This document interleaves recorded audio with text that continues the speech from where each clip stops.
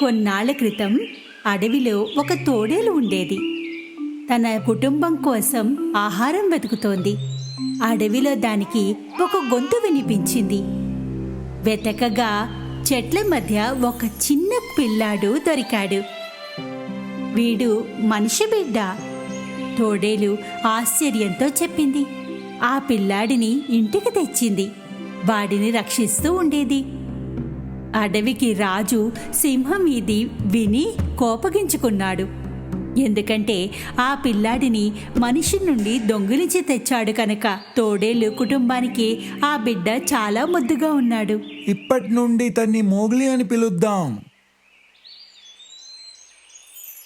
ఆ రోజు నుండి మోగ్లీ తన తోడేలు సోదరునితో కలిసి ఉండేవాడు. వాళ్ళ అమ్మ చాలా జాగ్రత్తగా చూసుకునేది. తమ సొంత బిడ్డలా చూసుకునేది. అతి కొద్ది కాలంలోనే మిగతా జంతువులతో కూడా స్నేహం ఏర్పడింది. వాటితో కలిసి ఆడుకోసాగాడు.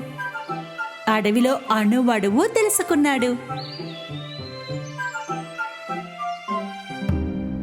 ఇలా ఉండగా సింహం మోగ్లీని గమనించసాగింది. వాడిని పట్టుకోవడానికి అవకాశం కోసం ఎదురు చూస్తోంది. ఒకరోజు తోడేలు ఒంటరిగా ఎలుగుబలు, కోతి బగీరా మోగ్లీ గురించి మాట్లాడడానికి కలిశారు. మానవ శిశువులు చాలా తెలివిపరులు. ఈ బిడ్డను అడవి బాలుళ్లా పెంచుదాం. బల్లు మరియు బగీరా, మీరు ఈ బాలుణ్ణి సంరక్షిస్తూ అడవి పద్ధతులు నేర్పండి. ఎన్నో ఏళ్లు గడిచిపోయాయి.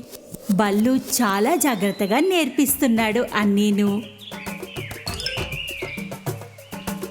అతను వాడికి పళ్ళను కోయడం, తేనె తీయడం నేర్పించాడు. మోగ్లీ బల్లు చెప్పింది జాగ్రత్తగా వింటున్నాడు. ప్రతిరోజు ఎత్తైన చెట్లను ఎక్కి భోజనం చేసేవాడు.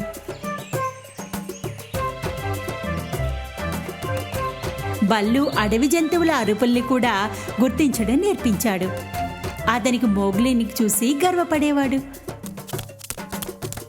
మోగ్లీ భలే పరిగెత్తేవాడు, భలే ఈత కొట్టేవాడు.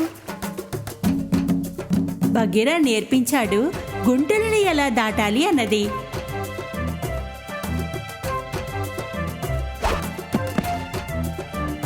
ఒకరోజు ఒక చిన్న తోడేలు ఒక గోతులో పడిపోయింది. సింహం రాజు ఆ పిల్లని వేటాడి తినాలని అనుకున్నాడు. కానీ దానికి ఒక్క క్షణం ముందు మోగ్లీ దాన్ని కాపాడాడు. సింహం రాజుకు ఈ ఓటమి నచ్చలేదు. బల్లు ప్రమాద సమయంలో అరిచే అరుపులని కూడా నేర్పించాడు. మోగ్లీకి ఇది కూడా తెలిసింది. అడవిలో ఏ జంతువు తనకి నష్టాన్ని కలిగివ్వదు అని. ఒంటరిగా మోగ్లీ పట్టుకోలేదని తెలిసినా కూడా సింహం రాజు అడవిలో అన్నిటికంటే ప్రమాదకరమైన జంతువు కోతుల వద్దకు వెళ్ళింది. మోగ్లీకి వచ్చిందంత మనకు నేర్పితే అడవిలో అతి తెలివైన జంతువులం అవుతాం.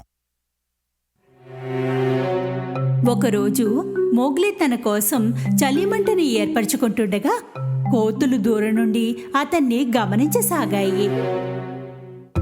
అవి అతన్ని కిడ్నాప్ చేయాలని ఆలోచిస్తున్నాయి. సాయంత్రం కాగానే అవి మోగ్లీని ఎత్తుకుని దట్టమైన అడవిలోకి తమ అడ్డాలను తీసుకుని వెళ్ళాయి. అతనిప్పుడు కోతుల మధ్యలో ఉన్నాడు. మోగ్లీకి తనని కిడ్నాప్ చేశారని అర్థమయ్యాక ఆలోచించసాగాడు. అతను ఏదో ఒక రకంగా బగీరా బల్లులకి కబురు అందించాలని. ఉన్నట్టుండి అతనికి వల్చర్ చీన్ కనిపించింది. ఆకాశంలో ఎగురుతోంది. అతనికి ప్రమాద సమయంలో అరిచే అరుపులు గుర్తొచ్చాయి. మన రక్తం ఒకే రంగు, ఎరుపు ఎరుపు. ఇది వినగానే చీన్కి అర్థమైపోయింది మోగ్లీ తన సొంత మనిషి అని, పైగా ప్రమాదంలో కూడా ఉన్నాడని. నా పేరు మోగ్లీ. బల్లుకి బగీరాకి చెబుతావా నన్ను బంధించారని? ఖచ్చితంగా. చీన్ అలా చెప్పి వేగంగా ఎగిరిపోయింది కబురు చేర్చడానికి. కోతులు అతన్ని తన గుహలోకి తీసుకుని వెళ్ళాయి, బందర్ నగరానికి. ఈ దట్టమైన అడవిలో ఒక కిల్లా ఉంది. దాన్ని మనుషులు ఎన్నో ఏళ్ల క్రితం వదిలేశారు. మోగ్లీ పారిపోవడానికి ఎంతో ప్రయత్నించాడు, కానీ లాభం లేకపోయింది. బగీరా, బల్లులు పాము కాని సాయం కోరాయి. అవి మూడు బందర్ నగరంలో ఒక మూర్తి వెనకాల దాక్కున్నాయి. వారికి ఎన్నో కోతులు మోగ్లీ చుట్టూ కనిపిస్తున్నాయి. అవి మోగ్లీని కాపాడే అవకాశం కోసం చూస్తున్నాయి. ఆ అవకాశం రాని వచ్చింది. కా అంది, ఇప్పుడు పదండి, ఇది మంచి అవకాశం. బగీరా ముందు నడిచింది, నెమ్మదిగా కోతులని భయపెట్టడానికి. దాని పంజాలతో కోతులపై దాడి చేసింది. కోతులన్నీ భయంతో పారిపోయాయి. వాటిలో ఒకటి మిగతా వాటిని పిలిచింది. అకస్మాత్తుగా కోతులన్నీ బగీరాని చుట్టుముట్టేశాయి. కోతులు మోగ్లీని పట్టుకుని గదిలో బంధించేశారు. మోగ్లీకి బగీరా పోరాడుతున్న శబ్దాలు వినిపించాయి. తనకి గుర్తుంది, ఈ పాడుబడ్డ భవంతి కింద నీటి కొలను ఉందని. అతనికి ఇంకో విషయం కూడా తెలుసు, కోతులకి నీరంటే భయమని. బగీరా, వెంటనే నీటిలోకి దూకేయ్. బగీరా పరిగెత్తి నీటిలోకి దూకేసింది. ఇప్పుడు బల్లుని కూడా కోతులు చుట్టుముట్టేశాయి. బల్లు తనని తాను కాపాడుకోవడానికి పంజాతో పోరాడింది. బాగా పోరాడుతుంది, కానీ కోతులు చాలా ఎక్కువగా ఉన్నాయి. బల్లు ఒంటరైపోయాడు. అక్కడ బగీరా నీటిలో అసహాయంగా ఉంది. తన మిత్రులకు సాయం చేయలేకుండా ఉంది. బలు కోతుల దాడిని ఆపలేకున్నాడు. అప్పుడే కా వచ్చింది. కా తన తోకతో కోతులను లెంపకాయ కొట్టింది. అందరూ పారిపోయారు. కోతులకు కా అంటే ఎప్పుడూ భయమే. అతని ఎదురుగా ఏవీ నిలబడలేవు. అవన్నీ దూరంగా దట్టమైన అడవిలోకి పారిపోగానే బల్లు స్వేచ్ఛని పొందాడు.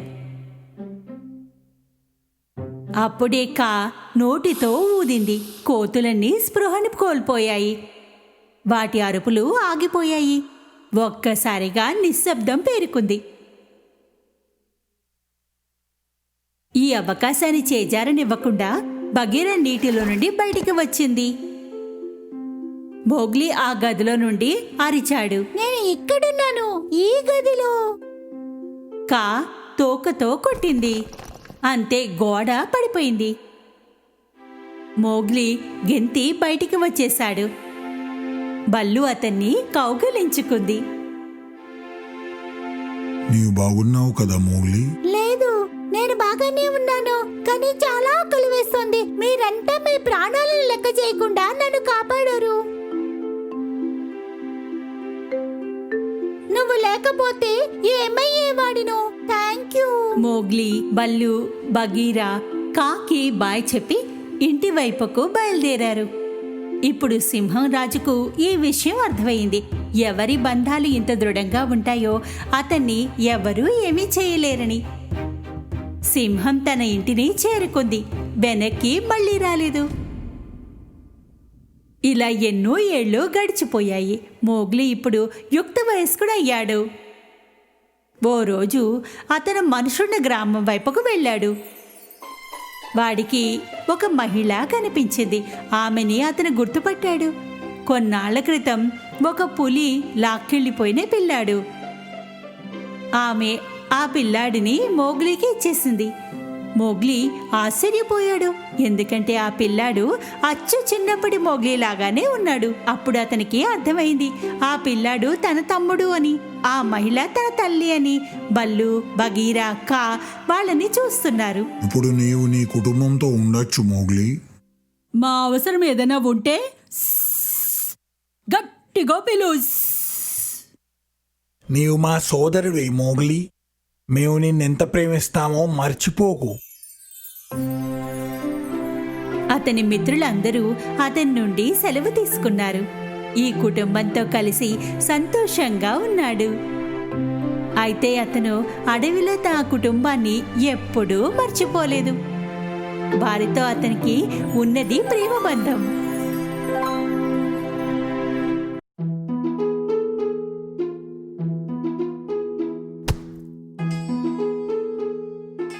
ఎన్నో ఏళ్ల క్రితం మాట ఇది.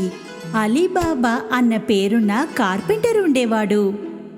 అతను తన భార్యతో కలిసి నిరుపేద జీవితాన్ని గడుపుతుండేవాడు. అలీబాబా తన గాడిదను తీసుకుని అడవిలో కట్టెలు కొట్టడానికి వెళ్ళేవాడు. ఆ కట్టెల్ని అమ్మి ఇల్లు గడిపేవాడు. ఓ రోజు కట్టెలు కొట్టడానికి అడవికి వెళ్ళాడు. అప్పుడు అతనికి ఏవో శబ్దాలు వినిపించాయి. అవి గుర్రాల శబ్దాలు. అతను కంగారు పడ్డాడు. వీడు దొంగ అనుకుంటాను, నేను దాక్కోవాలి.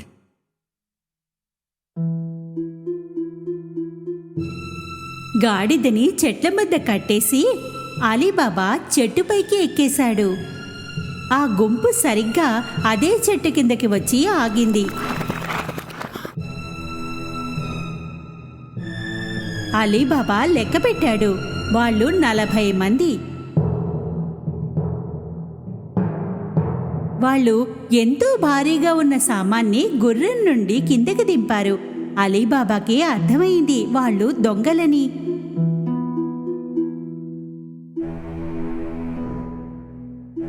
ఒకడు ఓ పెద్ద రాయి వైపు నడిచాడు. గట్టిగా అరిచాడు. తెరిచేయ్ సిమ్ సిమ్. అప్పుడు ఓ వింత జరిగింది. ఆ పెద్ద రాయి తొలగిపోయింది. ఒక గేట్ లాగా. ఎదురుగా ఒక గుహ ఉంది. దొంగలందరూ ఒక్కొక్కరుగా లోపలికి వెళ్లారు, తమ భారీ సామాన్ని తీసుకుని.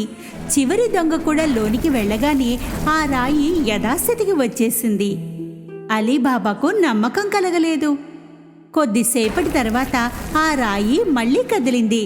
దొంగలు బయటికొచ్చారు.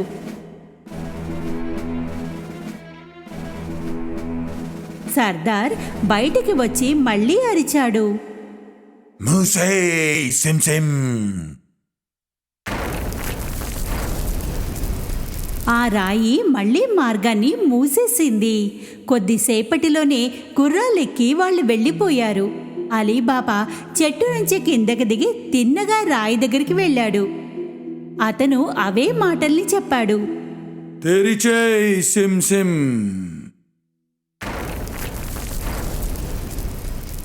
ఆ పెద్ద రాయి శబ్దం చేస్తూ తొలగిపోయింది. అలీబాబా లోపలికి వెళ్ళాడు. లోపల ఉన్నది చూశాక అతని తల తిరిగిపోయింది. బంగారు నాణాలు, వజ్రాలు, ఖజానాలు చిందరవందరగా ఉన్నాయి.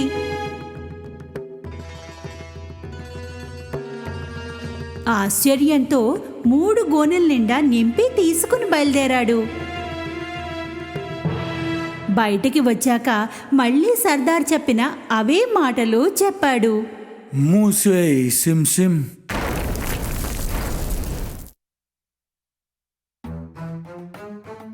అతను మొత్తం సామాన్ని గాడిద పైన పెట్టి ఇంటికి బయలుదేరాడు. ఇంటికి వచ్చాక అతను తన భార్యకు ఆ సామాను చూపించాడు. ఆమెకు కూడా అర్థం కాలేదు.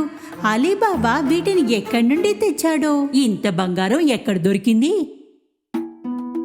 అలీబాబా ఆమెకి మొత్తం కథని చెప్పాడు.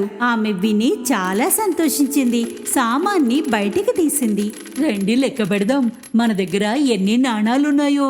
లేదు, ఒక లోయ తవ్వి దాంట్లో దాచివేద్దాం. నువ్వు నాణాల్ని దాచడానికి చోటు వెతుకు. నేను మీ అన్నయ్య కాసింని అడిగి పాత్రని తెస్తాను. అలీబాబా అన్నయ్య కాసిం చాలా ధనవంతుడు, దురాశ కలవాడు. ఎప్పుడు అలీబాబాకు సాయం చెయ్యడు. అందుకని అలీబాబా అన్నాడు, నాణేల గురించి ఎవరితో చెప్పొద్దు, ఎవరితో కూడా చెప్పొద్దు. అతని భార్య కాసింని కొలవడానికి పాత్రని అడిగింది. కాసింకు అనుమానం వచ్చింది. అతను అడిగాడు, అది నీకు దేనికి కావాలి? ఏం కొలుస్తావు నీవు దాంట్లో? అలీబాబా భార్య నోటికి వచ్చిన అబద్ధం చెప్పింది. కాసింకి ఆమెపై నమ్మకం కలగలేదు. అతను కనిపించకుండా పాత్ర కింద తేనెని రాశాడు. ఆ పాత్రలోనే బంగారు నాణాల్ని కొలవసాగారు. తర్వాత మొత్తం నాణాల్ని పాతిపెట్టారు. ఆ తర్వాత అలీబాబా భార్య కాసింకు పాత్రను తిరిగి ఇవ్వడానికి వెళ్ళింది. ఆమె చూడనే లేదు పాత్ర అడుగున బంగారు నాణాలు అంటుకుపోయాయని. చాలా పెద్ద తప్పు చేసింది ఆమె. కాసింకి పాత్ర అందగానే అడుగున చూశాడు. బంగారు నాణాన్ని చూసి ఆశ్చర్యంతో ఉండిపోయాడు. అలీబాబాకు ఈ బంగారం ఎక్కడ దొరుకుంటుందో ఏమో. కాసింకు నిద్ర పట్టలేదు. ఉదయం కాగానే అతను అలీబాబా ఇంటికి వెళ్ళాడు. పాత్ర కింద ఉన్న బంగారు నాణాన్ని చూపించాడు. అలీబాబా, ఈ బంగారం నీవు కొనలేవు. ఇంత బంగారం ఎక్కడి నుండి వచ్చింది చెప్పు నాకు. అలీబాబా మొత్తం కథని అతనికి చెప్పాడు. ఇంకెవరికి ఈ విషయం చెప్పొద్దని చెప్పాడు. నీవు నన్ను ఆ చోటికి తీసుకెళ్ళకపోతే నేను దొంగలకు చెప్తాను. కానీ కాసిం, అలీబాబాకు తెలుసు కాసిం అన్నంత పని చేస్తాడని. అందువల్ల అతన్ని అక్కడికి తీసుకుని వెళ్లాల్సి వచ్చింది. ఆ బొయ్యారము ఈ గుట్ట వెనకాలనే ఉంది. పద ఇక్కడి నుంచి వెళ్దాం. మళ్ళీ ఆ దొంగ వస్తే రావచ్చు. ఇద్దరూ ఇంటికి తిరిగి వచ్చారు. అయితే కాసిం మనసంతా గుహలోనే ఉండిపోయింది. వెంటనే 2 గాడిదలను తీసుకుని గుహ వద్దకు వెళ్ళాడు.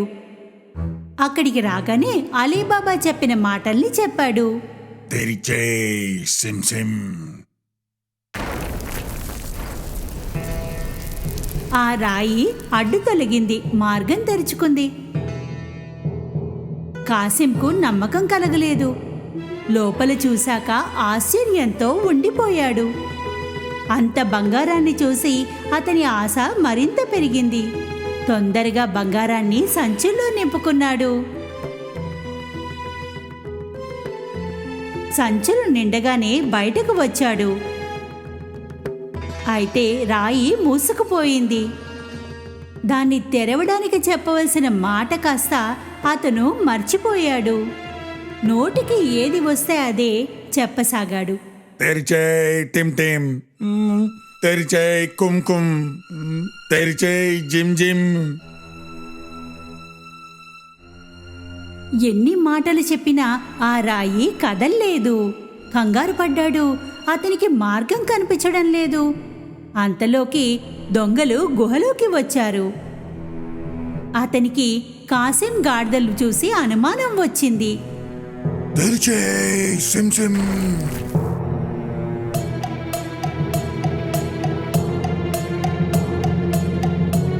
ద్వారం తెరుచుకోగానే దొంగలు కాసింని పట్టుకున్నారు. అతనిని శిక్షించారు.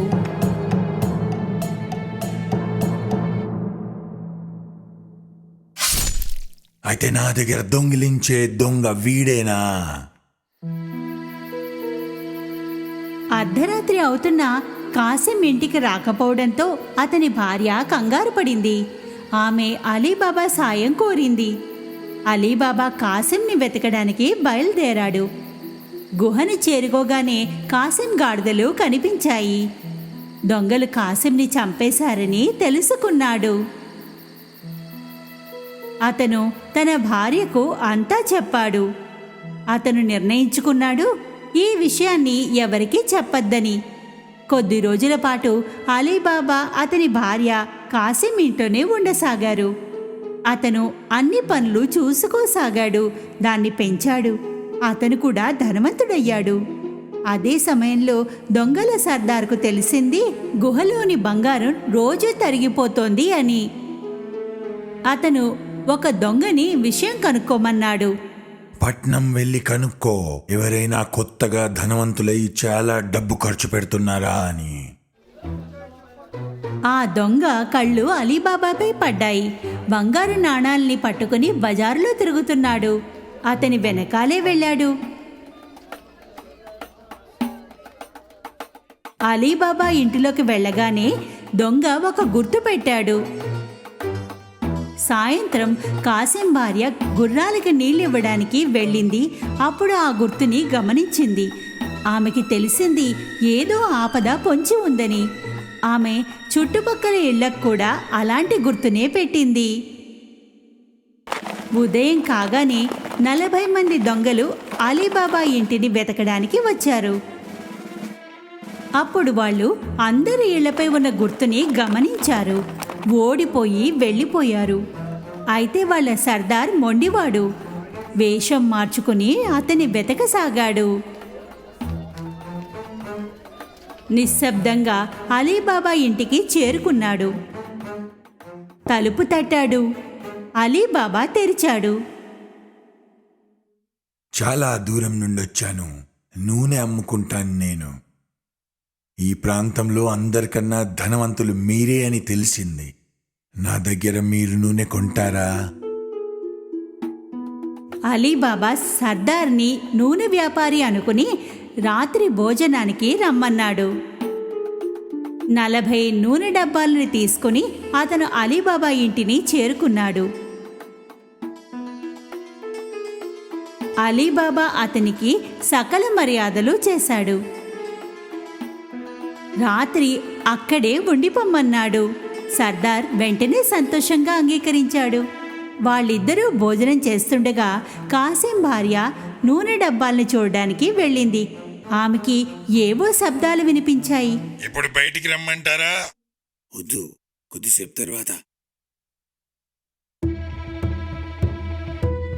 ఆమెకి అర్థమయ్యింది అవి నూనె డబ్బాలు కావని, అందులో దొంగలున్నారని. ఆమెకి అర్థమైంది వాళ్ళు ఎందుకొచ్చారన్నది. ఆమె వంటింట్లోకి వెళ్ళి చాలా నూనెని కాచింది. ప్రతి డబ్బాలో వేడి నూనె పోసింది. లోపల ఉన్న దొంగల స్థితి చెప్పక్కర్లేదు. వాళ్ళు ఏమీ చేయలేకపోయారు.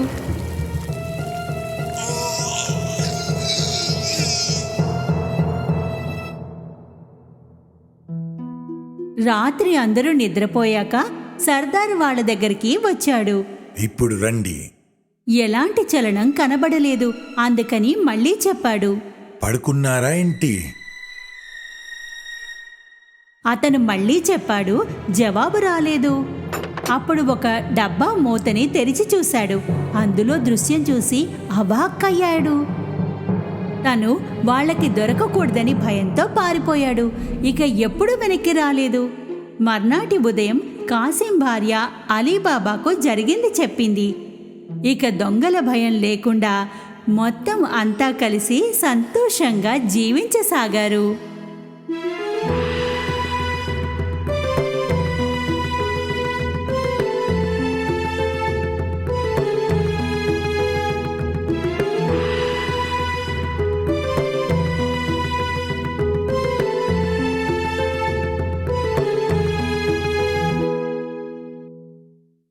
ఒకానొకప్పుడు ఒక అందమైన ప్రిన్సెస్ ఒక మహల్లో ఉండేది. ఒక రోజున ఆమె తండ్రి మహారాజు తన బర్త్డే గిఫ్ట్గా గోల్డెన్ బాల్ ఇచ్చారు. జన్మదిన శుభాకాంక్షలమ్మా. థ్యాంక్ యూ నాన్నా. ప్రిన్సెస్ కు ఆ గోల్డెన్ బాల్ చాలా నచ్చింది. రోజంతా దానితోనే ఆడుకుంటూ ఉండేది. ఓ రోజు ఆడుకుంటూ బయటికి వెళ్ళిపోయింది. ప్రిన్సెస్ ఆడుకుంటూ వెడుతూ ఒక పాండ్ని చేరుకుంది.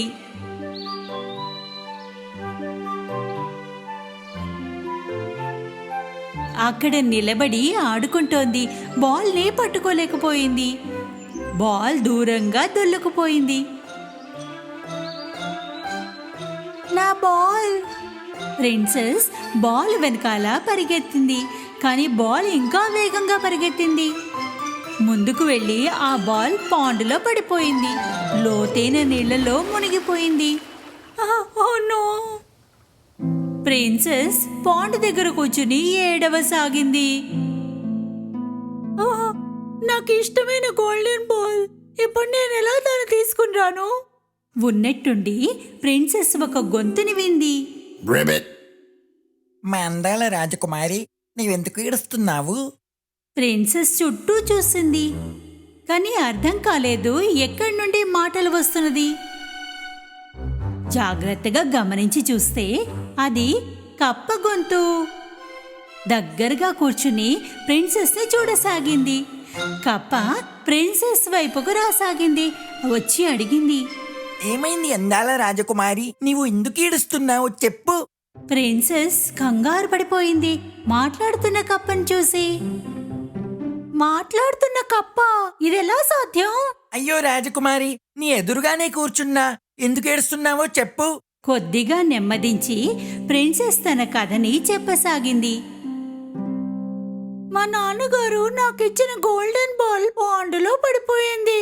అది మునిగిపోయింది. ఇప్పుడు నేనేం చేయను? కప్ప ప్రిన్సెస్ కాళ్లకు దగ్గరగా వచ్చింది. ఒక విధానాన్ని చెప్పింది. అందమైన రాజకుమారి, నేను నీ బంతి తీసుకొస్తా, కాని దానికి బదులుగా నీవు నాకొక పని చేసి పెట్టాలి. ప్రిన్సెస్ కు అర్థం కాలేదు. కానీ నేనేం చెయ్యాలి? నీవు నా స్నేహితురాలు అయితే నేను నీతో పాటు రాజభవనంలో ఉంటా. ప్రిన్సెస్ దీని గురించి ఆలోచించి దాని మాటని ఒప్పుకుంది. కప్ప వెంటనే నీళ్ళల్లోకి దూకింది. లోపలికి వెళ్ళింది. కొద్దిసేపటిలోగా కప్ప గోల్డెన్ బాల్తో వచ్చింది. బాల్ని ప్రిన్సెస్ వైపు విసిరేసింది. బాల్ దొరకగానే ప్రిన్సెస్ సంతోషంగా మహల్ వైపుకు వెళ్ళిపోయింది. ప్రిన్సెస్ తనని తీసుకుని వెళ్ళకపోవడంతో కప్ప గట్టిగా అరిచింది. నా అందాల రాజకుమారి, నీవు నన్ను మర్చిపోయావు. రాజభవనానికి తీసుకెళ్తాను నీవు నాకు మాటిచ్చావు. ప్రిన్సెస్ దూరం నుండి అరిచింది నవ్వుతూ. నీలా అసహ్యంగా కనిపించే కప్ప నాలోటి అందమైన ప్రిన్సెస్ తో కలిసి ఉండాలన్న ఆలోచన ఎలా వచ్చింది? ప్రిన్సెస్ కప్పని అక్కడే వదిలి మహల్లోకి వెళ్ళిపోయింది. రాత్రి మహారాజు, రాణి, ప్రిన్సెస్ కలిసి డిన్నర్ టేబుల్ వద్ద కూర్చున్నారు. వాళ్ళు భోజనం చేయడం మొదలు పెడుతుండగా సరిగ్గా అదే సమయంలో తలుపు చప్పుడయింది. మెయిడ్ వచ్చి కప్ప వచ్చింది అని చెప్పింది. ఇంకా ప్రిన్సెస్ దాన్ని ఇన్వైట్ చేసిందని చెప్పింది. అది లోపలికి రావాలనుకుంటోంది. మహారాజా గాబరా పడ్డారు. తన కూతుర్ని అడిగారు. ఇదంతా ఏం జరుగుతుంది నాకు చెప్తావా? అది నాన్న. ప్రిన్సెస్ మొత్తం అంతా చెప్పింది. ఉదయం పాండ్ దగ్గర జరిగిన కదా.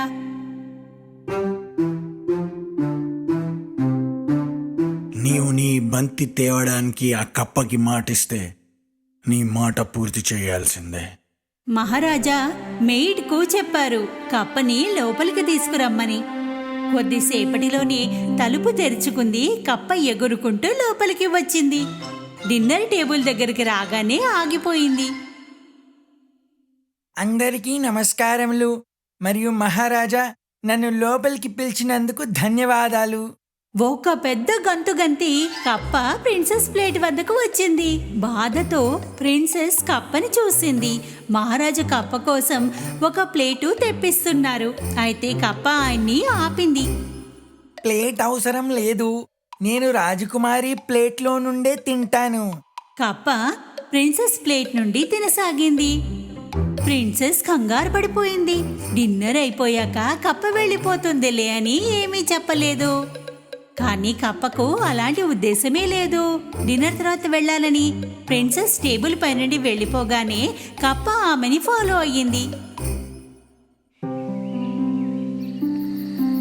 కొద్దిసేపటికి కప్పకు నిద్ర వచ్చింది. నా రాజకుమారి, నాకు చాలా నిద్ర వస్తుంది. నీకు అభ్యంతరం లేకపోతే నీ పడకపైన పడుకోనా? తండ్రి ఏమీ అనుకోకూడదన్న భయంతో ప్రిన్సెస్ దీనికి కూడా సరే అంది. కప్ప బెడ్ పైకి గెంతి తన తలని ప్రిన్సెస్ మెత్తని తలగడపై పెట్టింది. తన కోపాన్ని ఏమాత్రం చూపకుండా ఉండేందుకు ప్రయత్నిస్తూ ప్రిన్సెస్ కప్ప పక్కనే నిద్రపోయింది. ఉదయం కాగానే కప్ప ప్రిన్సెస్ని నిద్రలేపింది. శుభోదయం రాజకుమారి, నాది ఒక చిన్న కోరికుంది. అది నువ్వు నెరవేరిస్తే నేను వెంటనే వెళ్ళిపోతా. కప్ప వెళ్ళిపోతుందన్న మాట ఆమెకు చాలా సంతోషించింది. కానీ పైకి మాత్రం చూపించలేదు. అలాగా, చెప్పు, నీకు ఇంకేం కావాలి? కప్ప ప్రిన్సెస్ కళ్ళల్లోకి చూసింది. నీవు నన్ను ముద్దు పెట్టుకోవాలని ఉంది నాకు.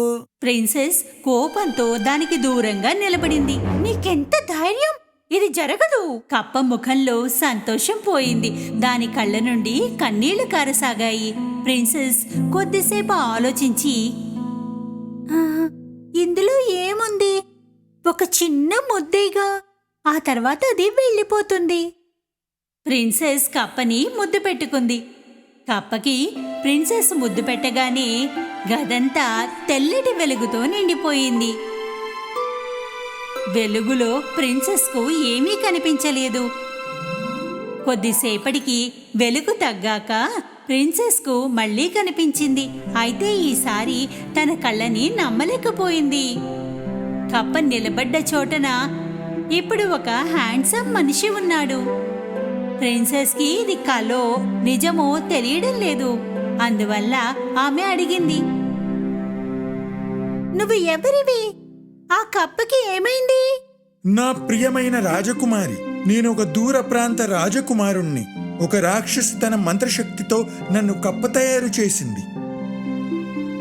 ఆ మంత్రశక్తితో విముక్తి పొందడానికి నేను ఒక రాజకుమారితో రాత్రి గడిపి తనతో ముద్దు పెట్టించుకోవాలి. నీవు నన్ను కప్పగా ఉండిపోకుండా రక్షించావు. ప్రిన్సెస్ కంగారు పడిపోయింది, కానీ చాలా సంతోషించింది. ఇద్దరూ మహారాజు వద్దకు వెళ్లారు. మొత్తం కథని చెప్పారు. అమ్మా, కప్ప నీకు రెండో మాట నేర్పింది. ఎవరి గురించైనా పూర్తి నిజం తెలియకుండా వాళ్లను చూసి మాత్రమే నిర్ణయాలకు రావడం తప్పు. మహారాజు మరికొద్ది రోజులు ప్రిన్స్ అతిథిగా ఉండి తన మహల్కు బయలుదేరాడు. ప్రిన్సెస్ పాండు వద్దకు వచ్చారు. అక్కడే వారు మొదటిసారి కలిశారు. ప్రియమైన రాజకుమారి, నన్ను పెళ్లి చేసుకొని మా ఇంటికొస్తావా? ప్రిన్సెస్ సంతోషించింది, తల కూడా ఊపింది. సరిగ్గా అదే సమయంలో ఒక గొంతు వినిపించింది.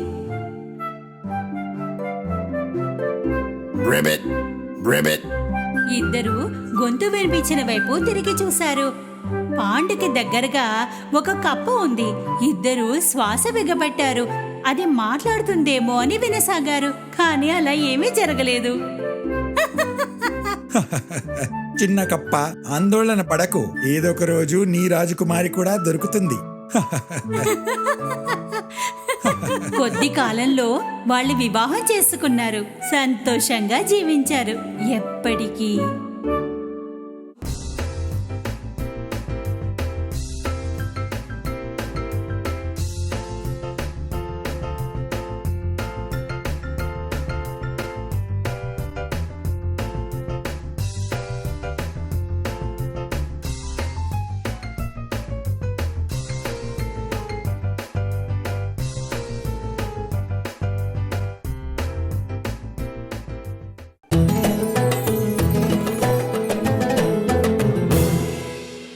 ఎన్నో ఏళ్ల క్రితం జరిగిన కథ. మారుమూల ఉన్న పేదవాడు, కాని మనసు పెద్దది. అతని పేరు అలావుద్దీన్. అతను తన తల్లితో కలిసి ఉండేవాడు. ఎంతో కష్టమైన పనిని కూడా చేసేవాడు. దాంతో ఇల్లు నడిచేది. ఒక రోజున బజారులో అరటిపళ్ళ వ్యాపారం చేయడానికి వచ్చాడు.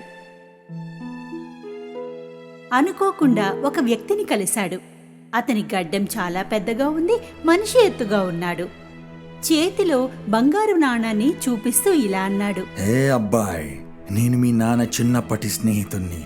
నా దగ్గర ఈ బంగారు నాణేలున్నాయి. నీకు కావాలనా ఇవి? బంగారు నాణేలా? నేను జీవితాంతం అరటి పండ్లు అమ్ముకున్నా ఇంత సంపాదించలేను. ఆ వ్యక్తి అలావుద్దీన్ని ఒక రాయి కింద ఉన్న లోయలోకి వెళ్ళమని చెప్పాడు. తను ఎలా చెప్తే అలా చెయ్యమని అన్నాడు. అలావుద్దీన్కి ఈ పని చాలా సులువుగా అనిపించింది. 2 చేతులతో ఆ రాయిని కదిపాడు. లోపల గుహ ఉండడం గమనించాడు. చిన్ని అడుగులు వేస్తూ లోపలికి వెళ్ళసాగాడు.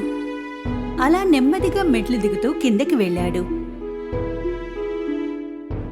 కిందకి చేరుకోగానే అక్కడ ఒక చిమ్నీ వెలుగుతూ ఉండడాన్ని గమనించాడు. ఆశ్చర్యపోయాడు అక్కడున్న ఖజానాని చూసి.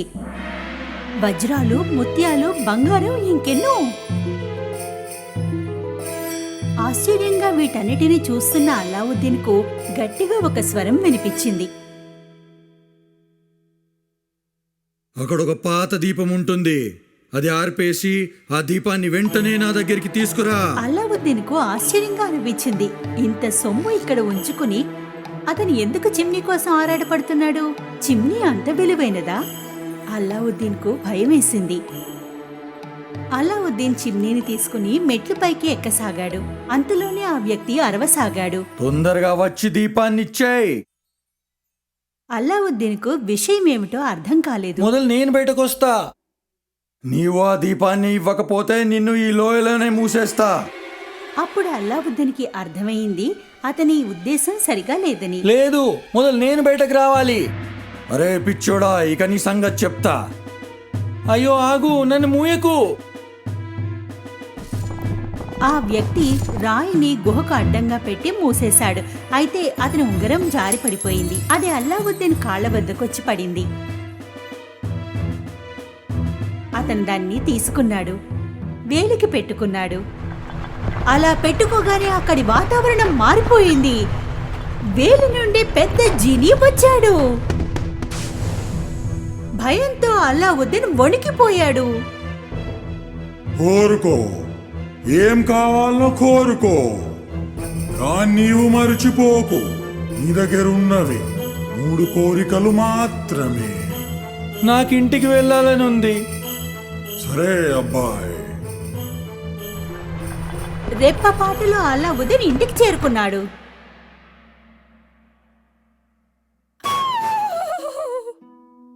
అల్లావుద్దీన్ని చూసి తల్లి గట్టిగా అరిచింది. అల్లావుద్దీన్ మొత్తం కథని తన తల్లికి వివరించాడు. అక్కడ వ్యక్తి, గుహ, ఆ ఖజానా, ఈ చిమ్నీ గురించి చెప్పాడు. అల్లావుద్దీన్ చిమ్నీ పైన ఉన్న దుమ్ముని దులపసాగాడు. అనుకోకుండా పెద్ద పొగ రాసాగింది. మొత్తం గదంతా నిండిపోయింది. అందులో నుండి జీనీ వచ్చాడు.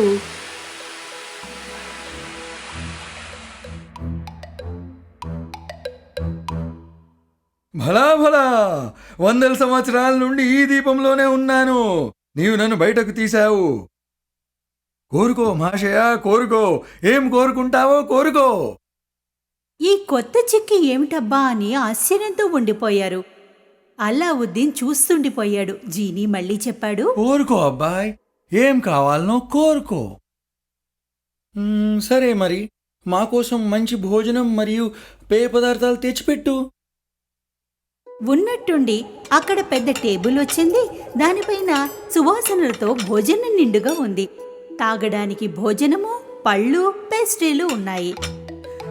అప్పటి నుండి అల్లావుద్దీన్ వాళ్ళమ్మ ఏది కోరితే అది జీనీ తీసుకుని రాసాగాడు. వాళ్ళెంతో సంతోషంగా విలాసవంతంగా ఉండసాగారు. అలా కొంతకాలం గడిచింది.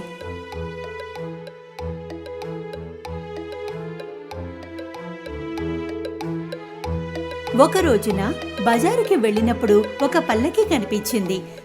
ఆ పల్లకీలో బాదుషా కూతురు ప్రిన్సెస్ జాస్మిన్ ఉంది. అల్లావుద్దీన్ ఆమె ముఖాన్ని చూశాడు, ప్రేమలో పడ్డాడు. ఆ విషయాన్ని తల్లికి వెళ్ళి చెప్పాడు. తల్లి జీనీని పిలిచి ఒక బస్తా నిండుగా బంగారం నిమ్మంది. దాన్ని తీసుకుని రాజమహల్కు వెళ్ళింది. అక్కడ సిపాయిలు ఆ బస్తాని బాదుషా వరకు అందించారు. బాదుషా సంతోషంతో ఆమెని కలవాలనుకున్నాడు. తల్లి తన కొడుకు ప్రేమ గురించి వివరించింది. అల్లావుద్దీన్ ధనవంతుడిగా రుజువు చేసుకోమని బాదుషా కోరాడు.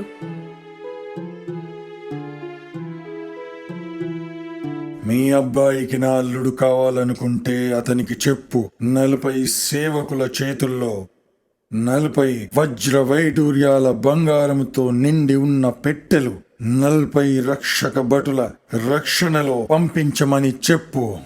ఇది విన్న అల్లావుద్దీన్ తల్లి ఉదాసీనంగా ఇంటిని చేరుకుంది. ఇవన్నీ జీనీ వల్ల సాధ్యం కాదని అనుకుంది. అల్లావుద్దీన్ చిమ్నీ నుండి జీనీని మళ్ళీ పిలిచాడు. జీనీ వచ్చింది. సరే, ఏం కోరుతారో కోరండి మహాశయ. అల్లావుద్దీన్ బాదుషా చెప్పిన కోరికల్ని చెప్పాడు. జీని 3 సార్లు చప్పట్లు కొట్టింది. అప్పటికప్పుడు ఖజానాను తీసుకుని వస్తున్న 40 మంది నౌకర్లు, 40 మంది సిపాయిలు ఎదురుగా నిలిచారు. బాదుషా అడిగినవన్నీ తిరిగి తెచ్చినందుకు సంతోషించాడు. బాదుషా అనుకున్నాడు, ఇతని వద్ద ఇంకెంత డబ్బుందో అని. నా కూతురు ఒక రాజభవనంలో ఉండాలని నా కోరిక. అది ఇవ్వగలిగితే మాత్రమే పెళ్లి గురించి ఆలోచించు. అల్లావుద్దీన్ బాదుషా చెప్పిన కోరికల్ని జీనీకి చెప్పాడు. జీనీ మళ్ళీ 3 సార్లు చప్పట్లు కొట్టింది. అప్పుడు అల్లావుద్దీన్ తన కళ్ళని నమ్మలేకపోయాడు. ఒక పెద్ద విలాసవంతమైన మహల్ ఎదురుగా కనిపించింది. అల్లావుద్దీన్ నమ్మలేకపోతున్నాడు. బాదుషా అనుకున్నాడు అల్లావుద్దీన్ కంటే ధనవంతుడు మరెక్కడా ఉండడని. వాళ్ళ వివాహాన్ని హుందాగా జరిపించాడు. 3 రోజుల పాటు సంబరాలు జరిగాయి. అల్లావుద్దీన్ యొక్క అదృష్టము, అతని ధనవంతుడు అవ్వడము అందరికీ తెలిసింది. అయితే అల్లావుద్దీన్ వాళ్ళమ్మ జాస్మిన్కి జీనీ గురించి ఏమీ చెప్పలేదు. ఒక రోజున అల్లావుద్దీన్ మహల్ వద్దకు ఒక వ్యక్తి వచ్చాడు. వినండి, వినండి, నేను అన్ని పాత దీపాలు తీసుకొని కొత్త దీపాలు ఇస్తాను. ప్రతి పాత దీపం తీసుకుంటాను. జాస్మిన్ ఈ మాటల్ని వింది. తను అనుకుంది పాత చిమ్నీని ఇచ్చి బదులుగా కొత్త చిమ్నీని తీసుకుంటే అల్లావుద్దీన్ ఎంతో సంతోషిస్తాడని అనుకుంది. ఆమె ఆ పాత చిమ్నీని ఇచ్చి కొత్త చిమ్నీని తీసుకుంది. ఆ వ్యక్తి మరెవరో కాదు, ప్రారంభంలో అల్లావుద్దీన్ గుహలో బంధించిన వ్యక్తి. అతని చిమ్నీని దొరకగానే జీనీని పిలిచి జాస్మిన్తో పాటు ఆ మహల్ని కూడా తనకిమ్మని కోరాడు. అల్లావుద్దీన్ సాయంత్రం తిరిగి వచ్చినప్పుడు తన మహల్ అక్కడ కనిపించలేదు. జరగకూడదేదో జరిగిందని తెలుసుకున్నాడు. అతను పాత ఇంటికి వెనక్కి వెళ్ళాడు. గుహలో దొరికిన ఉంగరాన్ని వెతికాడు. వెంటనే దాని వేలికి తొడుక్కోగానే పెద్ద జీవ్ మళ్ళీ ప్రత్యక్షమయ్యాడు. కోరుకో, ఏం కావాలో కోరుకో, కానీ మర్చిపోకు, మిగిలినవి 2 కోరికలు మాత్రమే. అయితే మరి నన్ను జాస్మిన్ దగ్గరికి తీసుకెళ్ళు. ఉన్నట్టుండి అతను మహల్కి చేరుకున్నాడు. ఎవరూ తన్ను చూడకుండా ఉండేలా ఒక పక్కన దాక్కున్నాడు. అతని భార్య జాస్మిన్ ఆ వ్యక్తికి సేవలు చేస్తోంది. అతని పక్కనే చిమ్నీ ఉండడం కూడా గమనించాడు. ఎవరికీ కనిపించకుండా అల్లావుద్దీన్ ఆ ఉంగరాన్ని మళ్ళీ వేలికి తొడుక్కున్నాడు. పెద్ద జీవ్ మళ్ళీ ప్రత్యక్షమయ్యాడు. కోరుకో, ఏం కావాలో కోరుకో, కానీ మర్చిపోకు, మిగిలింది కేవలం ఒకటే కోరిక. అయితే మరి వెంటనే ఆ దుష్టుణ్ణి గాఢ నిద్రలోకి తోలేయి. క్షణాల్లో పరిగెత్తుకుని జాస్మిన్ వద్దకు చేరుకున్నాడు. ఆ వ్యక్తిని చూసి జాస్మిన్ చాలా భయంతో ఉంది. అల్లావుద్దీన్ని చూసి ఎంతో సంతోషించింది. అల్లావుద్దీన్ జాస్మిన్కు మొదట్నుంచి జరిగింది వివరించాడు. జాస్మిన్ ఆశ్చర్యంతో వింది. అల్లావుద్దీన్ మళ్లీ చిమ్నీని రుద్దగానే పెద్ద జీని బయటికి వచ్చింది.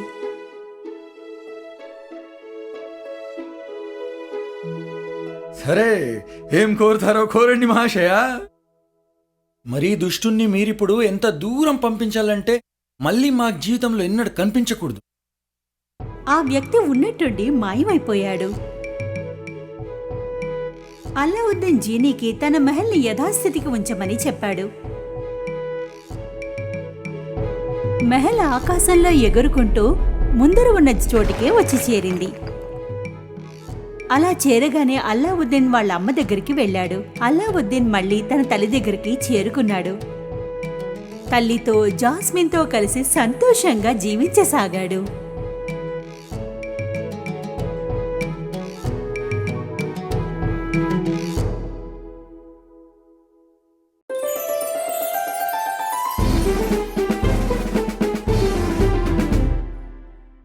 దూరంగా దూరంగా ఎక్కడో ఓ మారుమూల ఒక మిల్లు పట్టేవాడు తన 3 కొడుకులతో కలిసి ఉంటుండేవాడు. అతను మరణించాడు. అతని 2 పెద్ద కొడుకులకు తన మిల్లుని రాసిచ్చాడు. తన చిన్న కొడుకుకి ఒక పిల్లిని వదిలాడు. అతని చిన్న కొడుకుకి చాలా కోపం వచ్చింది. అతను ఈ విషయాన్ని నమ్మలేకపోయాడు. తన తండ్రి తన కోసం ఒక పిల్లిని వదిలిపెట్టి వెళ్ళాడని. కాని ఉన్నట్టుండి అక్కడ జరిగింది చూసి ఆశ్చర్యపోయాడు. ఆ పిల్లి తిరిగి జవాబిచ్చింది. మీరు నా గురించి తప్పుగా ఆలోచిస్తున్నారు. నేను మీ ఆలోచన కంటే ఎంతో విలువైన దాన్ని అవుతాను. చిన్న కొడుకు ఆ పిల్లి మాటలు విని ఆశ్చర్యపోయాడు. అతను భయపడ్డాడు కూడా. నువ్వా? ఇదెలా సాధ్యం?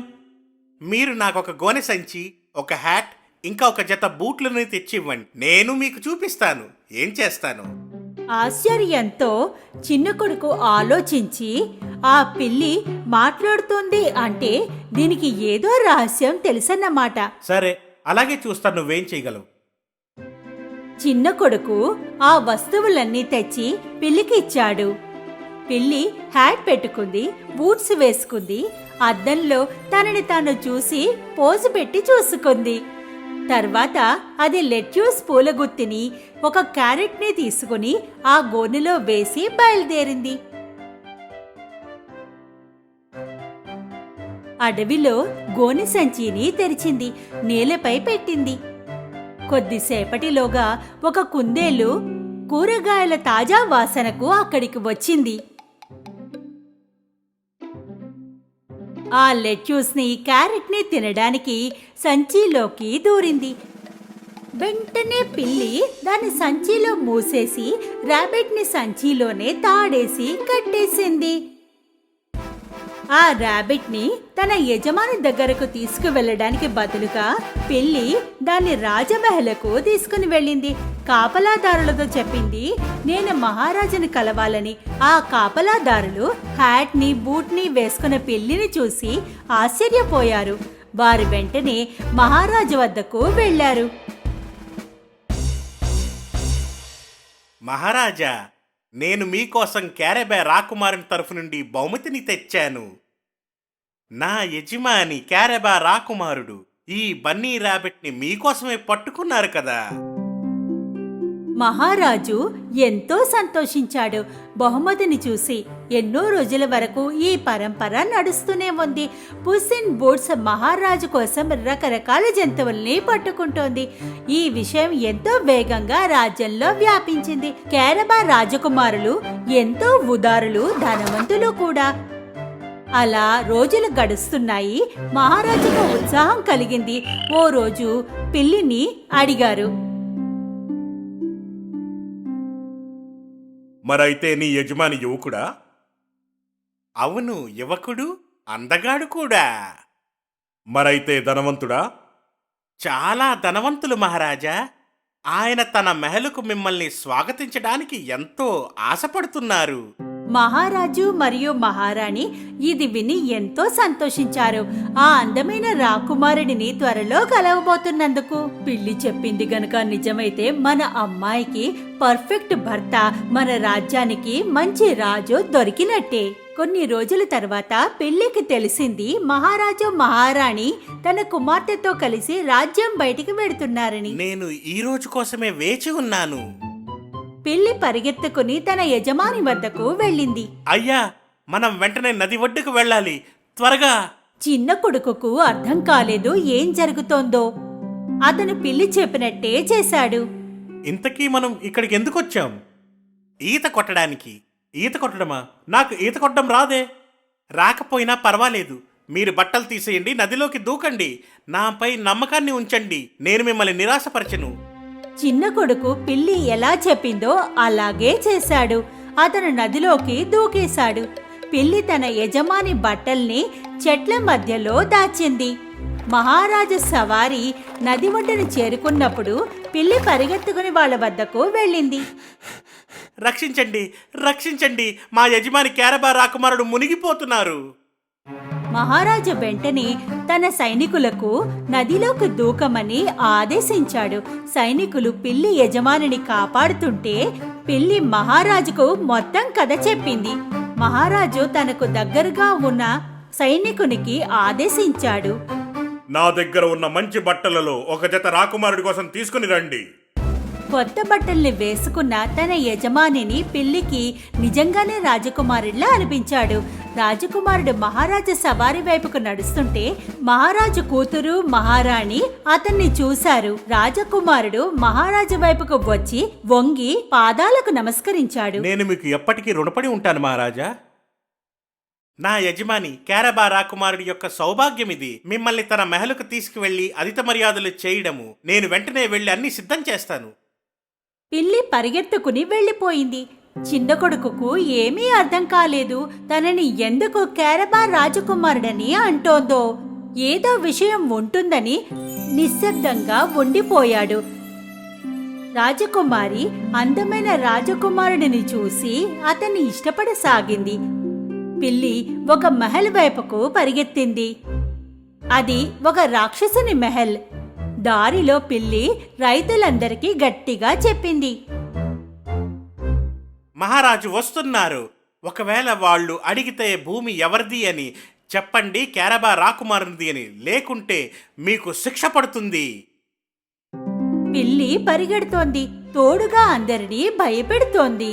దారిలో కనిపించిన అందరినీ మహారాజు సవారి అక్కడికి నుండి వెళ్ళినప్పుడు అందరూ భయంతో పిల్లి చెప్పమన్నట్టే చెప్పారు. మహారాజుకు ఆశ్చర్యం వేసింది. రాజకుమారుడికి ఎంత భూమి ఉందో. వారెంతో సంతోషించారు. ఈలోగా పిల్లి ఆ రాక్షసుని మహలకు చేరి తలుపులు తెరిచింది. తలుపులు పెద్ద చప్పుడు చేస్తూ తెరుచుకున్నాయి. రాక్షసుడు ఒక హ్యాట్, బూట్ వేసుకుని ఉన్న పిల్లిని చూసి కంగారు పడ్డాడు. పిల్లి మాట్లాడడం చూసిన రాక్షసుడు మరింత కంగారు పడ్డాడు. మంచి రోజులు వచ్చాయి. నువ్వు ఎవరివి? నా ఈ మెహల్లో ఏం చేస్తున్నావు? పిల్లి తన ప్లాన్ని అమలుపరిచింది. అయ్యా, నేను మీకు వివరిస్తాను. నేను మహారాజుని యొక్క నమ్మకమైన సేవకుణ్ణి. మరియు మహారాజుల వారు మీ యొక్క శక్తుల గురించి ఎంతో గొప్పగా చెప్పారు. అవును, అది నిజమే. మరి మీరు ఒక పెద్ద పులి రూపాన్ని దాల్చగలరా? తప్పకుండా నేను దాల్చగలను. ఇది నాకు చాలా సులువైన పని. ఆ రాక్షసుడు తన అద్భుత మాయతో పెద్ద పులి రూపాన్ని దాల్చాడు. సరే సరే, ఇది చాలు.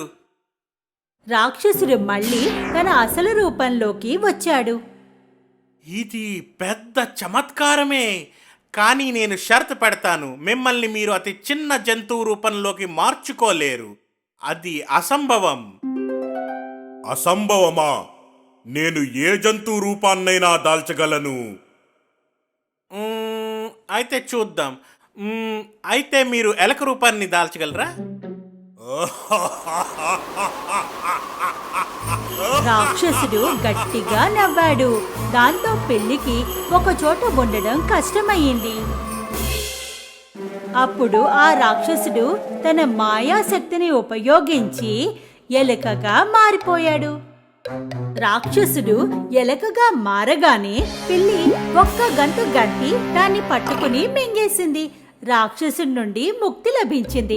కొద్దిసేపటికి మహారాజు సవారి ఆ రాక్షసుని మహలుకు చేరుకుంది. పిల్లి పరిగెత్తి వాళ్ళకి స్వాగతం పలికింది. ఓ మహారాజా, నా యజమాని క్యారబా రాకుమారుడు మెహలు మీకు స్వాగతం పలుకుతోంది. దయచేసి లోపలికి రండి. మహారాజా, మహారాణి, రాజకుమారి ఇంకా రాజకుమారు ఎంతో ఆశ్చర్యంతో మహల్ని చూడసాగారు.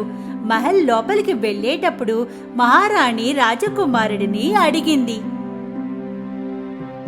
నా ప్రియమైన రాజకుమారా, మీకు వివాహం అయిందా? లేదు మహారాణి, మీరు అనుమతిస్తే నేను మీ అందమైన అమ్మాయిని వివాహం చేసుకుంటాను. పెద్ద ఎత్తున సన్నాహాలు మహల్లో ఏర్పాటు చేయబడ్డాయి.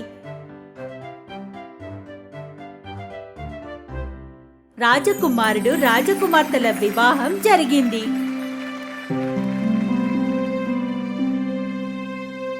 చూసారా మహారాజా, నేను మీకు చెప్పాను కదా నేను ఎంతో విలువైన వాడిని అని. ఆ రోజు నుండి హుస్సేన్ బోర్డ్స్ తన యజమానికి నమ్మిన బంటుగా అయ్యింది. వాళ్ళంతా ఆ మహల్లో సంతోషంగా జీవించారు.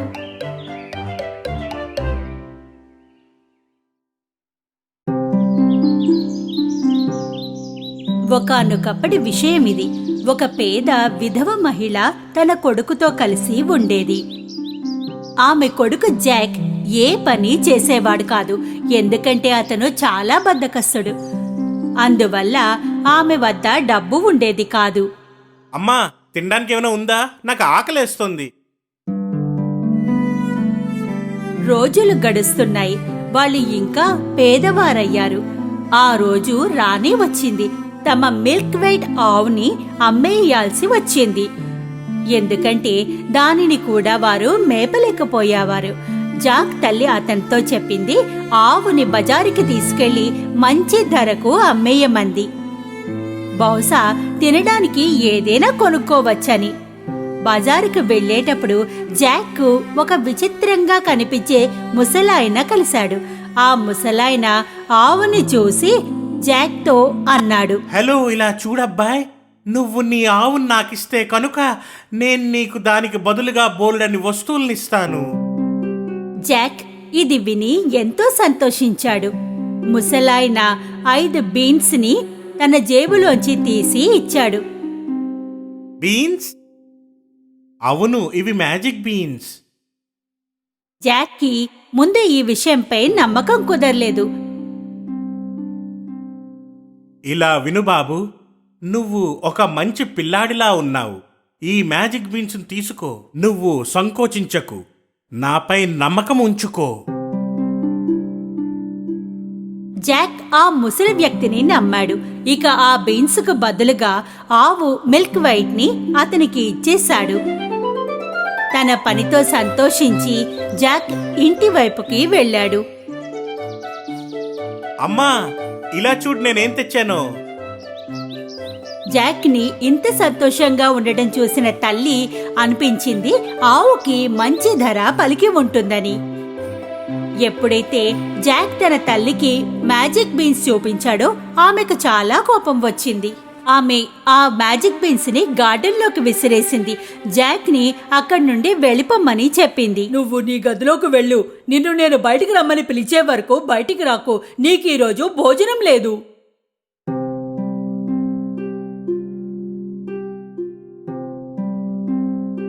ఉదయం జాక్ తన కిటికీలోంచి బయటికి చూసి ఆశ్చర్యపోయాడు.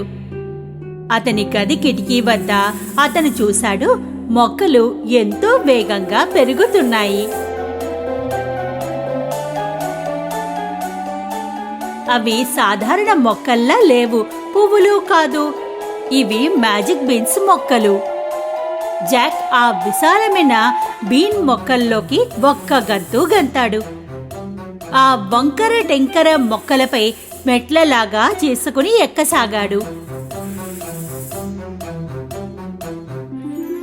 కొంత ఎత్తు వరకు ఎక్కాక ఒక విచిత్రమైన చోటికి చేరుకున్నాడు. అక్కడ అన్నీ చాలా పెద్దగా ఉన్నాయి. అతను ఒక పూలతో నిండిన మార్గాన్ని చూశాడు. దాని పక్కగా ఒక పెద్ద ఇల్లు ఉంది. జాక్ ఆ ఇంటి వైపుకు వెళ్ళాడు.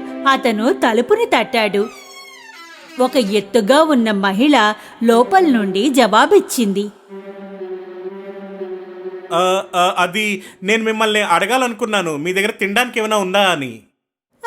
ఉందిగా, కానీ నువ్వు నా భర్త వచ్చే ముందు నువ్వు ఇక్కడి నుండి వెళ్ళిపోవాలి. ఎందుకంటే నా భర్తకు చిన్న పిల్లలంటే ఎంతో ఇష్టం. వాళ్ళని తినేస్తాడు. జాక్ భయపడ్డాడు, కానీ ఆకలితో ఉన్నాడు. తినడానికి టేబుల్పై కూర్చోగానే అతనికి ఏదో గంభీరమైన గొంతు బయట నుండి వినిపించింది. నాకు పిల్లల వాసన వస్తోంది. పచ్చిదా పండిందా నాకు ఏదైనా పర్వాలేదు, నేను వాణ్ణి తప్పక వెతుకుతాను. ఆ మహిళ జాక్ ని పిలిచింది. ఎప్పటికిప్పుడే అవెన్లోకి వెళ్ళి దాక్కో బాబు. జాక్ అవెన్లోకి వెళ్ళి దాక్కున్నాడు. ఆ రాక్షసుడు కిచెన్లోకి వెళ్ళి వాసన చూస్తున్నాడు. నాకు చిన్న పిల్లాడి వాసన వస్తోంది. మీరేమంటున్నారండి? బహుశా మీకు ఆ తియ్యటి సువాసన వస్తోందేమో. నిన్న నేను పెళ్లికి తినిపించాను. భోజనం అయ్యాక ఆ రాక్షసుడు బంగారు నాణాల్ని లెక్కించసాగాడు.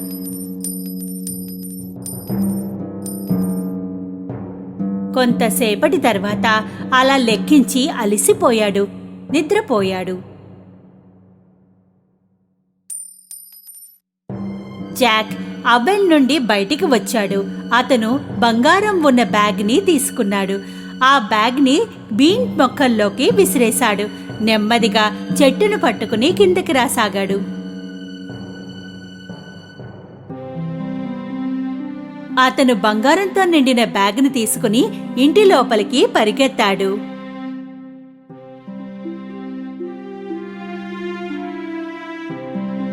జాక్ తల్లి బంగారాన్ని చూసి చాలా సంతోషించింది. ఆ తర్వాత వాళ్ళెప్పుడూ పేదరికాన్ని చూడలేదు. అయితే కొన్ని నెలల తర్వాత తెచ్చిన బంగారం అంతా అయిపోయింది. ఇంకో దారి లేనప్పుడు జాక్ మళ్లీ బీన్ మొక్కల్ని ఎక్కసాగాడు. ఆ రాక్షసుని ఇంటికి చేరుకున్నాడు. ఇంతకు ముందు నువ్వు వచ్చినప్పుడు బంగారం బ్యాగ్ ఒకటి దొంగిలించబడింది. అయినా కూడా ఆమె జాక్ని లోనికి రానిచ్చింది. కొద్దిసేపటికి రాక్షసుడు వచ్చాడు. నాకు పిల్లల వాసన వస్తోంది. పచ్చిదా పండిందా నాకు ఏదైనా పర్వాలేదు. నేను వాణ్ణి తప్పక వెతుకుతాను. రాక్షసుని గొంతు వింటూనే జాక్ అవెన్లోకి వెళ్లి దాక్కున్నాడు. భోజనం అయ్యాక రాక్షసుడు తన భార్యని కోడిని తెమ్మని అన్నాడు.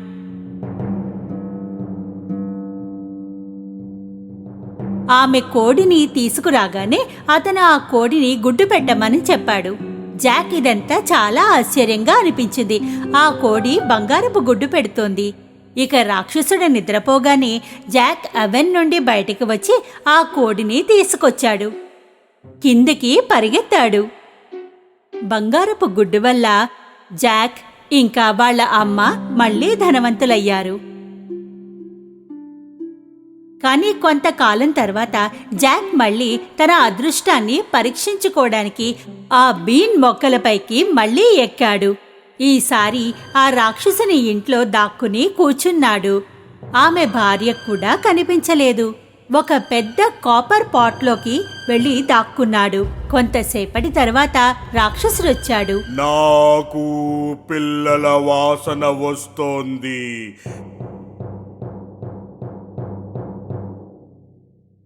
పచ్చిదా పండిందా నాకు ఏదైనా పర్వాలేదు.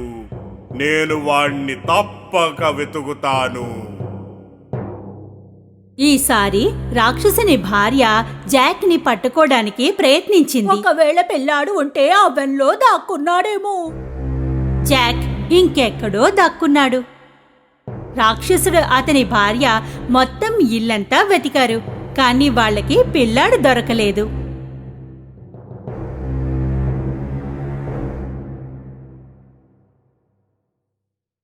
భోజనం చేశాక రాక్షసుడు బంగారపు వీణని టేబుల్పై పెట్టి దాన్ని మోగమన్నాడు. వీణ మోగుతూనే ఉంది. రాక్షసుడు నిద్రపోయాడు. ఈసారి జాక్ ఈ వీణని ఎలాగైనా తీసుకుని వెళ్లాలనిపించింది. అతను రాక్షసుని మోకాలిపైకి ఎక్కి టేబుల్ మెద్దకు చేరుకున్నాడు. అయితే అప్పుడే ఊహించకూడనిది ఒకటి జరిగింది.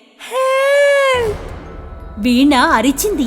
జాక్ వీణని తన నడుంకి బిగించి టేబుల్ నుండి ఒక్క గంతు గెంతాడు. రాక్షసుడు లేచాడు. జాక్ వెనకాలే పరిగెత్తాడు. జాక్ బీన్ మొక్కల నుండి వేగంగా కిందకి దిగసాగాడు. రాక్షసుడు కూడా వెనకాలే వస్తున్నాడు. అతని ఇంటికి చేరుకోగానే జాక్ తన తల్లిని పిలిచాడు. అమ్మా త్వరగా రా, గొడ్డల్ని కూడా తీసుకురా. వాళ్ళు బీన్ చెట్లని నరకసాగారు.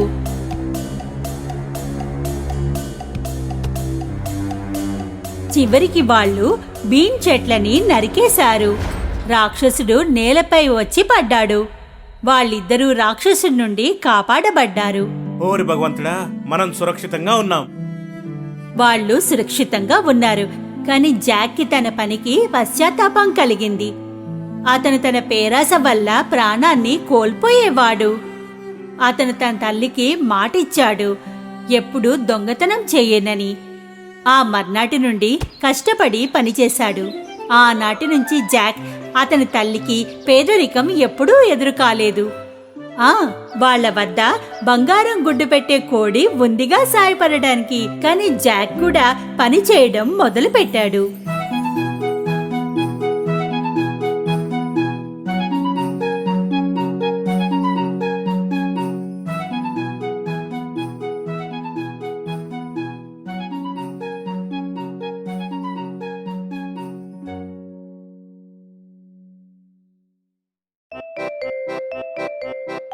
అది కొత్త సంవత్సరం సాయంత్రం.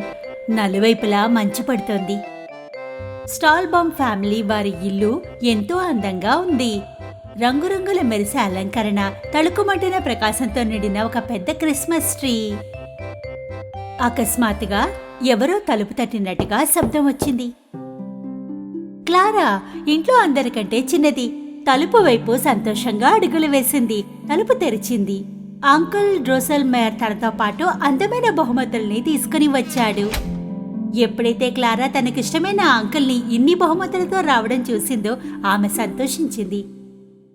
క్లారా తన బహుమతిని తీసుకోవడానికి అర్ధరాత్రి వరకు వేచి ఉండలేకపోయింది. ఆమెకి తన బహుమతి అప్పుడే కావాలి. అంకుల్ డ్రోసెల్ మేయర్ క్లారాని కోప్పడదలుచుకోలేదు. అందుకే ఆయన ఆమెకి బహుమతి ఇచ్చేశాడు. ఎంతో ఆత్రంగా క్లారా తన బహుమతిని తెరిచింది. ఇది మిగతా బహుమతుల కంటే ఎంతో ఆసక్తికరంగా ఉంది. ఆమె అంకుల్ బహుమతి ఒక విచిత్ర ముఖం ఉన్న నట్ క్రాకర్ది. దానికి ఎరుపు ముక్కు ఇంకా సన్నటి మీసం ఉంది. క్లారా ఇలాంటి బొమ్మని మునిపెన్నడూ చూడలేదు. ఆ నట్ క్రాకర్ బొమ్మని తనకి చాలా నచ్చింది. ఆమె తన బొమ్మతో ఆడుకోసాగింది, నాట్యం చేయసాగింది.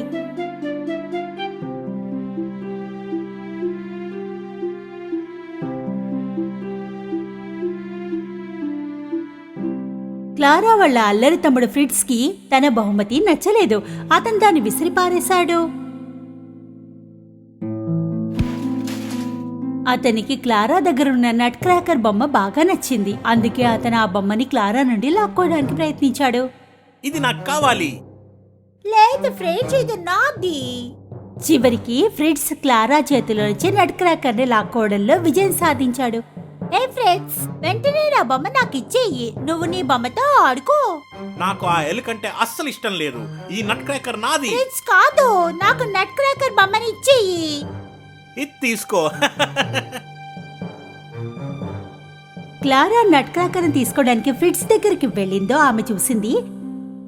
ఆ నట్ క్రాకర్కి ఒక చెయ్యి విరక్కొట్టి నేలపై పడి ఉంది.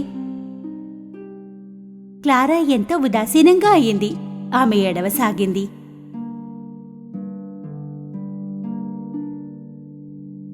బాధపడుకు క్లారా, నేను దాన్ని బాగు చేస్తాను. సగం రాత్రి గడిచిపోయింది.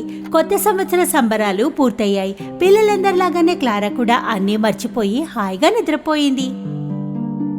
తనని తాను నట్ క్రాకర్ గురించి ఆలోచించడం మానలేకపోయింది. అంకుల్ నట్ క్రాకర్ ని బాగు చేశారని నమ్ముతున్నా. ఎంతో జిజ్ఞాసతో క్లారా బెడ్ పై నుండి గెంతి లేచి వెళ్లిపోయింది. ఇక ఈ నమ్మకంతో ఆమె లివింగ్ రూమ్ లోకి ప్రవేశించింది. ఆమె చూసింది నట్ క్రాకర్ బాగై క్రిస్మస్ ట్రీ వద్ద ఉంది. క్లారా ఎంతో సంతోషించింది. ఆమె నట్ క్రాకర్ ని గట్టిగా హత్తుకుంది. ప్రశాంతంగా నిద్రపోయింది. కొంచెం సేపటి తర్వాత క్లారాకి ఏదో విచిత్రమైన శబ్దం వినిపించింది. నెమ్మదిగా కళ్ళు తెరిచింది. ఆమెకి అనిపించింది తను కల చూస్తోందేమో అని. ఆమెకి ఈ విషయం తెలియదు ఆ క్షణాన ఆమె నెవర్లాండ్ వెళ్ళడానికి తన యాత్ర మొదలుపెట్టిందని. ఆ శబ్దాలు మళ్ళీ రాసాగాయి. ఆ శబ్దం ఎన్నో ఎలుకలు ఒక్కసారి అరుస్తున్నట్టుగా ఉంది. క్లారా మళ్ళీ కళ్ళని తెరిచి చూసింది. ఇంట్లో మొత్తం ఫర్నిచర్ ఇప్పుడు చాలా పెద్దగా కనిపిస్తున్నాయి. క్రిస్మస్ ట్రీ ఉన్న చోట తను నిద్రపోతోంది. అది ఇప్పుడు ఎంతో విశాలమైన పెద్ద చెట్టుగా ఉంది. క్లారా ఇప్పుడు పూర్తిగా నిద్రపోయింది. అదే సమయాన ఆమెకు కనిపించింది మొత్తం అన్ని వస్తువులు పెద్దవి కాలేదని, కేవలం తను మాత్రమే చిన్నగా అయిపోయింది అని గ్రహించింది. ఇక ఆమె చూసింది ఎలుకల రాజు తన సేనతో ఆమె వైపుకు వస్తుండడం. క్లారా ఎంతో భయపడింది. ఆమె పరిగెత్తాలనుకుంది, కానీ ఆ విశాలమైన ఎలుకలు ఆమెని ఆపేశాయి. అవన్నీ క్లారాని చుట్టుముట్టేశాయి. నెమ్మదిగా ఆమె వైపుకు రాసాగాయి. అప్పుడే నట్ క్రాకర్కు ప్రాణం వచ్చింది. నువ్విక్కడ నిలబడి ఎందుకున్నావు క్లారా? మనం ఆ చెట్టు పైకెక్కి అక్కడి నుంచి పారిపోవచ్చు. క్లారా ఇంకా నట్ క్రాకర్ చెట్టుపైకి ఎక్కారు. పై అంతస్తు పైకి గెంతి చేరుకున్నారు. మనం పరిగెత్తి ఎక్కడికి పడుతున్నాం? ఇది నీ ఇల్లు, మరి నీకే తెలియాలి ఒక ప్రదేశం. నేను బయటకు వెళ్లి సహాయం తీసుకుని వస్తాను. క్లారా పరిగెడుతోంది. ఇంకా నట్ క్రాకర్ ఎక్కడా కనిపించడం లేదు. ఎలుకలు ఇంట్లో నాలుగు వైపులా తిరగసాగాయి. అవి క్లారా కోసం వెతుకుతున్నాయి. అప్పుడే నట్ క్రాకర్ ఒక బొమ్మల దుకాణానికి చేరుకున్నాడు. అతను చాలా మంది చిన్న సైనికులు కిటికీ వైపు కూర్చున్నాడో చూశాడు. ఒక రాయి తీసుకున్నాడు. ఇక రాయితో కిటికీ గ్లాసుని విరక్కొట్టాడు. హే గాయ్స్, మీరందరూ ఇక్కడ నిల్చొని ఏం చేస్తున్నారు? నా స్నేహితురాలు క్లారా ఎంతో కష్టంలో ఉంది. తన సైన్యంతో కలిసి. అకస్మాత్తుగా మొత్తం సైనికులకు ప్రాణం వచ్చింది. కిటికీ బయటికి గంతి నట్ క్రాకర్ వైపుకు పరిగెత్తారు.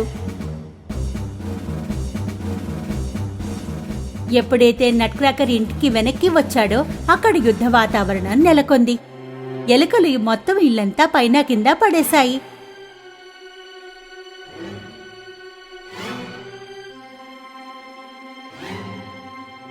నట్ క్రాకర్ ఇంకా అతని అనుచరులు తమ కత్తులు తీశారు. ఎలుకల రాజు వారి సైన్యంతో పోరాడారు. దుర్భాగ్యవశాత్తు సైనికుల కంటే ఎక్కువ ఎలుకలున్నాయి. ఎంతో మంది గాయపడ్డారు. నట్ క్రాకర్ పరిస్థితి క్షీణించింది. అతనికి ఎన్నో గాయాలు కలిగాయి. క్లారా దాక్కున్న చోటు నుండి బయటికి వచ్చింది.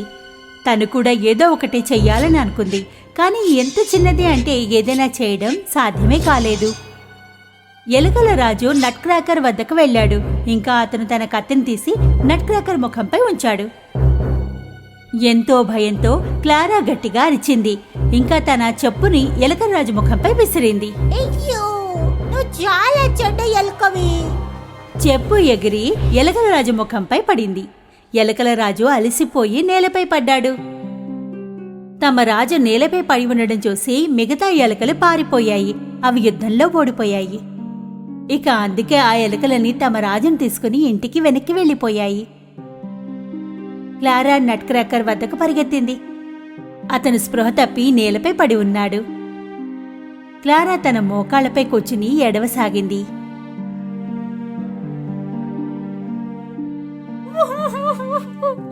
నట్ క్రాకర్లే. ఉన్నట్టుండి ఒక పరి క్లారా ఎదుట ప్రత్యక్షమైంది. తన నీలం దుస్తులతో, రెక్కలు ఇంకా లాలీపాప్ వంటి మంత్రదండంతో ఆమె ఎంతో అద్భుతంగా ఉంది. పరి క్లారాని ఎరవడం చూసి తన మంత్రదండాన్ని ఉపయోగించింది. ఇక సరిగ్గా అదే సమయంలో నట్ క్రాకర్ ఒక అందమైన రాజకుమారుడిలా మారిపోయాడు. ఆశ్చర్యంతో, సంతోషంగా క్లారా స్వయంగా రాజకుమారుని చూస్తుండిపోయింది. రాజకుమారుడు చేతులు చాచాడు. వాళ్ళిద్దరూ నాట్యం చేయసాగారు. ఇది మాయా నృత్యం. క్లారాకి తన గాల్లో ఎగురుతున్న అనుభూతి కలుగుతోంది.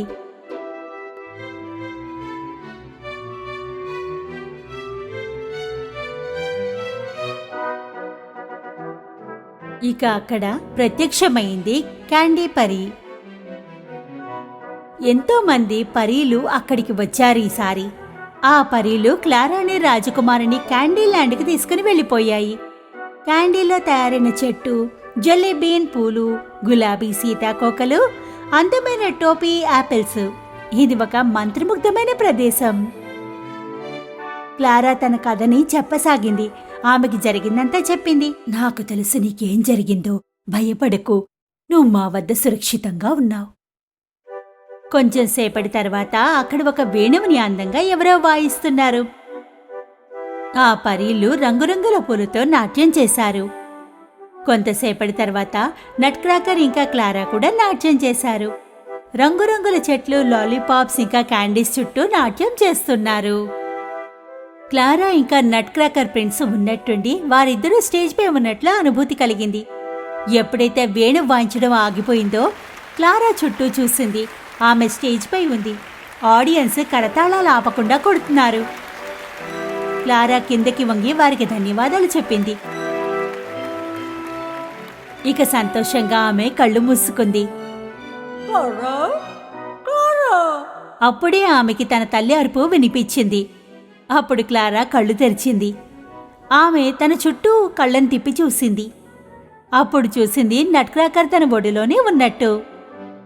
ఎంతో కంగారుగా ఆమె తల్లి క్లారా వైపు చూసింది. ఆమెకి తెలీదు క్లారా కల్లో ఉందని. డార్లింగ్, నువ్వు ఇక్కడే రాత్రంతా నిద్రపోయావా? అమ్మా అమ్మ నేను నాకంతా వేరుగా అనిపిస్తోంది. తన కలలో ఎంతో సంతోషంగా ఉండడానికి క్లారా మళ్ళీ తన కళ్ళని మూసుకుంది.